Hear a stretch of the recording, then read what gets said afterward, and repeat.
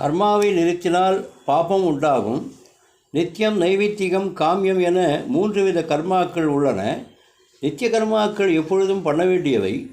ஒரு நிமித்தத்தில் பண்ணுவது நைமித்திகம். கிரகணம், அப்பொழுது ஸ்நானம், தர்ப்பணம் முதலியவை செய்ய வேண்டும். பெரியவர் யாராவது நம் வீட்டுக்கு வந்தால் அவருக்கு உபச்சாரம் செய்ய வேண்டும். இவையெல்லாம் நைமித்திக கர்மாக்கள். ஒரு சந்தர்ப்பம் நேரும்போது பண்ணுவது நைமித்திகம். நித்திய நைமித்தியங்களை எல்லோரும் அவசியம் பண்ண வேண்டும். காமியம் என்பது ஒரு பலனை விரும்பி பண்ணுவது. மழை வேண்டும் என்ற ஆசை இருக்கிறது, அதற்காக வருண ஜபம் செய்கிறோம்.